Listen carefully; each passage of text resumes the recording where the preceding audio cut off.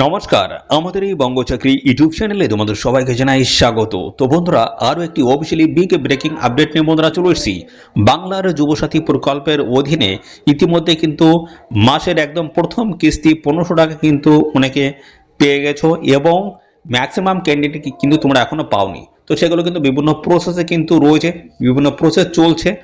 তো সে সমস্ত process complete হয়ে গেলে তোমরা কিন্তু টাকা পেয়ে যাবে। তো বলছি বন্ধুরা, এর মধ্যে কিন্তু আবার ভোট ঘোষণা হয়ে গেল গতকালকেই, অর্থাৎ 15ই মার্চ 2026-এ ভোট ঘোষণা হয়ে গেল। তো ভোট ঘোষণা হওয়ার পরে কিন্তু বিভিন্ন সমস্যা হয়, ঠিক আছে। তো এই নির্বাচন কমিশনের তরফ থেকে মডেল কোড অফ কন্ডাক্ট কিন্তু চালু করেছে, অর্থাৎ বন্ধুরা আদর্শ আচরণবিধি কিন্তু চালু করে দিয়েছে।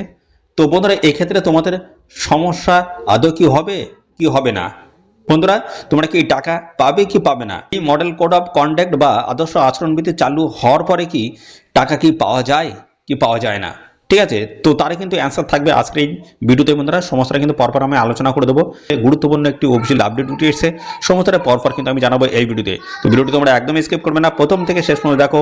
আর চ্যানেলে যদি নতুন দেখো অবশ্যই এক্ষুনি চ্যানেলটিকে তোমরা সাবস্ক্রাইব করে রাখো, এরকম নিত্য নতুন সমস্ত গুরুত্বপূর্ণ চাকরির অফিসিয়ালি আপডেট এবং পাশাপাশি বিভিন্ন প্রকল্পের অফিসিয়ালি আপডেট সবার আগে পাওয়ার জন্য আমাদের চ্যানেলটিকে এক্ষুনি সাবস্ক্রাইব করে রাখো। আর পাশাপাশি বন্ধুরা, এই ভিডিওটি তোমরা রাজ্যের কোন জেলা থেকে দেখছো অবশ্যই সেই জেলার নাম এক্ষুনি কমেন্টে লিখে দাও। তোমাদের জেলা থেকে যদি কোনো রকমের আপডেট যদি আসে, চাকরি হোক বা এরকম প্রকল্পের কোনো রকমের যদি আপডেট আসে, সবার কিন্তু আমাদের চ্যানেল থেকে জানতে পারবে। তার জন্য বন্ধুরা অবশ্যই এখনই তোমাদের জেলার নাম কমেন্টে লিখে দাও। তো চলো, তোমাদের সমস্ত আমি পরপর আমি জানিয়ে দিচ্ছি কি অফিসিয়াল আপডেট উঠে এসছে।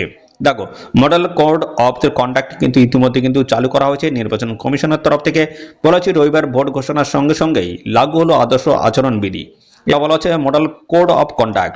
নির্বাচন যাতে মুক্ত ও সুষ্ঠুভাবে অর্থাৎ ফ্রি অ্যান্ড ফেয়ার ইলেকশন হয়, তার জন্য কমিশন আদর্শ আচরণবিধি চালু করেছে। প্রতিটি রাজনৈতিক দল ও প্রার্থীদের এই নিয়মগুলো মেনে চলতে হবে। এক ঝলকে আমি কিন্তু সমস্তটা তোমাদেরকে পরপর আমি জানিয়ে দেবো, অর্থাৎ কি কি নিয়ম এখন চালু করা হয়েছে সমস্তটা পরপর আমি দেখিয়ে দিচ্ছি। দেখো, তো নির্বাচনী প্যানেলের নির্দেশিকা ইলেকশন প্যানেলস গাইডলাইন অনুসারে নির্বাচন ঘোষণার পর মন্ত্রী এবং রাজনৈতিক দলগুলি কোনো আর্থিক অনুদান ঘোষণা করতে পারবে না, ঠিক আছে। তো এই ভোট ঘোষণা হয়ে গেছে। তো ভোট ঘোষণার পরে কিন্তু আর কোনো রকমের এই ধরনের প্রকল্পের কিন্তু কোনো ঘোষণা কিন্তু আর করা যাবে না। সমস্ত রাজনৈতিক দল এবং মন্ত্রীদের কিন্তু এমনটাই কিন্তু জানানো হয়েছে, কিংবা নতুন করে কোনো প্রতিশ্রুতি দিতে পারবে না। বিধানসভা নির্বাচনের তারিখ ঘোষণা করার পরে কোনো রাজনৈতিক দল বা প্রার্থী কোনো ভিত্তিপ্রস্তর স্থাপন করতে পারবে না। সরকারি কর্মচারী ব্যতীত কেউ কোনো ধরনের প্রকল্পের শিলান্যাস কিন্তু করতে পারবে না। দেখতে পাচ্ছ যে সমস্ত সরকারি কাজগুলো রয়েছে একটা কিন্তু কোনোটাই কিন্তু করা যাবে না। অথচ এখানে কিন্তু আর্থিক অনুদান কিন্তু এখন ঘোষণা করা যাবে না, সেটা কিন্তু পরিষ্কার কিন্তু জানিয়ে দিয়েছে। এবং দেখো, কোনো রাজনৈতিক দল বা প্রার্থী কোনো রকমের কিন্তু ভিত্তিপ্রস্তর স্থাপন কিন্তু করতে পারবে না। দেখতে পাচ্ছ কোনো রকমের শিলান্যাস কিন্তু করতে পারবে না। এছাড়া রাস্তা নির্মাণ, পানীয় জলের সুবিধা ব্যবস্থা ইত্যাদি সম্পর্কে প্রতিশ্রুতি দিতে পারবে না। সরকারি বা সরকারের আন্ডারটেকিংসের কোনো উদ্যোগে কোনো তত্ত্বাবধায়ক পদে নিয়োগ করা যাবে না এই সময়, কারণ এই নিয়োগ ক্ষমতাসীন দলের পক্ষে ভোটারদের প্রভাবিত করতে পারে। এবং এছাড়া দেখো, নির্বাচনের দিন ঘোষণার পর থেকে আর মন্ত্রীরা বা কোনো দল তহবিল থেকে অনুদান বা অর্থ প্রদান মঞ্জুর করতে পারবে না। দেখো, পরিষ্কার কিন্তু বলে দিচ্ছে। এবং আরও বলা হচ্ছে নির্বাচনের সময় ক্ষমতাসীন দলের স্বার্থে সরকারি বিমান, যানবাহন, যন্ত্রপাতি এবং কর্মীদের সহ সরকারি পরিবহন ব্যবহার করা যাবে না। এছাড়া বলা হচ্ছে নির্বাচন পরিচালনার সঙ্গে প্রত্যক্ষ পরোক্ষভাবে যুক্তি অফিসার বা আধিকারিকদের বদলি বা পোস্টিং করা যাবে না। বদলি বা পোস্টিং প্রয়োজনীয় হলে সে ব্যাপারে নির্বাচন কমিশনের আগাম অনুমতি নিতে হবে।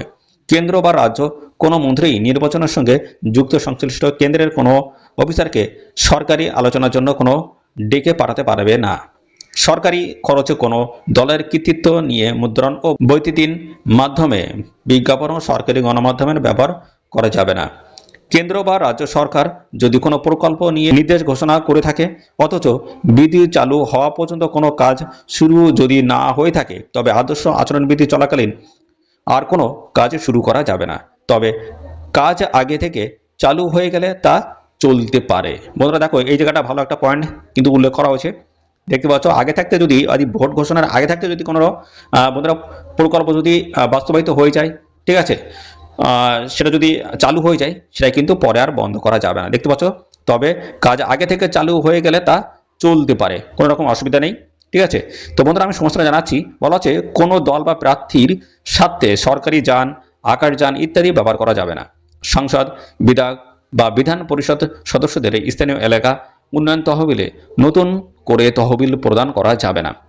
যেখানে নির্বাচন প্রক্রিয়া চলছে, নির্বাচনী প্রচারের জন্য সরকারি যন্ত্রপাতি বা কর্মীদের ব্যবহার করা যাবে না।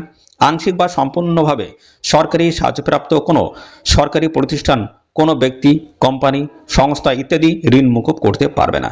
তো বন্ধুরা দেখতে পাচ্ছ এখানে কিন্তু পরিষ্কার একটি কিন্তু পয়েন্ট কিন্তু উঠে এসছে।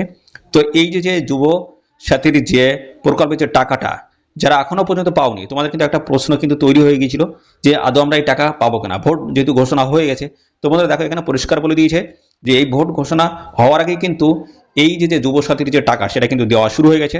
তো বন্ধুরা এটা কিন্তু এভাবে চলতে থাকবে। যদি ভোট ঘোষণা হওয়ার পরে যদি শুরু করা হতো সেক্ষেত্রে কিন্তু বন্ধ করে দেওয়া হতো। অর্থাৎ বন্ধুরা ভোট ঘোষণা হওয়ার পরে কিন্তু আর কোনোভাবে কিন্তু কোনো প্রকল্প বা স্কিম কিন্তু চালু করা যাবে না। যেহেতু এটা আগে হয়ে গেছে সেক্ষেত্রে তোমরা কিন্তু সবাই এখানে টাকা পেয়ে যাবে। যাদের ফর্ম ঠিকঠাকভাবে সাবমিট হয়েছে তারা কিন্তু সবাই এখানে তোমরা কিন্তু টাকা পেয়ে যাবে। তো বন্ধুরা এখানে কিন্তু বিভিন্ন স্টেপ রয়েছে, সেগুলো কমপ্লিট হওয়ার পরে তোমাদের কিন্তু টাকা ব্যাংক অ্যাকাউন্টে ঢুকবে। বিভিন্ন স্টেপ রয়েছে। তো বন্ধুরা অনলাইনে এবং অফলাইনে বিভিন্ন যে পোর্টালের কাজ, অর্থাৎ বন্ধুরা যেগুলো যারা অফলাইনে আবেদন করেছিল তাদের কিন্তু পোর্টালে সমস্তটা কিন্তু নাম তোলা কমপ্লিট হয়ে গেছে ম্যাক্সিমামটাই। ঠিক আছে। তো এবার তোমাদের কিন্তু ব্যাংক অ্যাকাউন্টে টাকা ঢুকবে। অনলাইন এবং অফলাইন যারা এখানে জমা দিয়েছিল প্রত্যেকের কিন্তু অ্যাকাউন্টে টাকা ঢুকবে। তার কিন্তু বিভিন্ন প্রসেস রয়েছে, সমস্তটা কিন্তু ভালো করে স্ক্রুটিনি বা ভেরিফিকেশন করে দেখা হয়েছে এবং তারপর পোর্টালের নাম তোলা হয়েছে। তারপরে তোমাদের কিন্তু বিভিন্ন ব্লক থেকে ডিএম অফিসে এবং পাশাপাশি বন্ধুরা যারা পৌরসভায় তাদের কিন্তু কমিশনারের যে অফিস রয়েছে সেখানে যাচ্ছে। তারপর তার নিয়ারেস্ট যে ট্রেজারি রয়েছে সেখানে কিন্তু চলে যাচ্ছে এবং ট্রেজারি থেকে তারপরে তোমাদের কিন্তু ব্যাংক অ্যাকাউন্টে টাকা কিন্তু ঢোকানো হচ্ছে। তো এখানে টাকা পাঠানোর কিন্তু দেখতে পাচ্ছ এই সমস্ত কাজগুলো হওয়ার পরে তারপর তোমাদের কিন্তু টাকাটা ব্যাংক অ্যাকাউন্টে আসবে। তো বিভিন্ন ধাপ বা ওয়ে রয়েছে সেগুলো কমপ্লিট হওয়ার পরে তোমাদের কিন্তু টাকাটা অ্যাকাউন্টে কিন্তু অবশ্যই ঢুকবে। তো একটু ওয়েট করে যাও বন্ধুরা। ইতিমধ্যে কিন্তু অনেকেই কিন্তু এসএমএস তোমরা পেয়ে গেছো, এখনো তোমরা টাকা পাওনি, তো একটু ওয়েট করে যাও। অবশ্যই কিন্তু তোমাদের টাকা ঢুকবে, সবার কিন্তু টাকা ঢুকবে। এবং যাদের ফর্মে ভুল আছে তাদের তো অ্যাপ্লিকেশন করেছে, যেমন অনেকে আছে মাধ্যমিক পাস করেনি অথচ দেখা যাচ্ছে মাধ্যমিকের ডিটেলস দিয়ে তারা ফর্ম ফিল আপ করে দিয়েছে।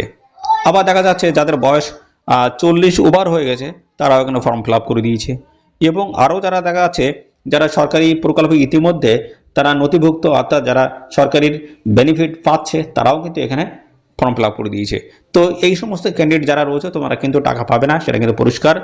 মাধ্যমিক পাস হতে হবে, 18 থেকে 40 মতো 21 থেকে 40 মতো বয়স হতে হবে।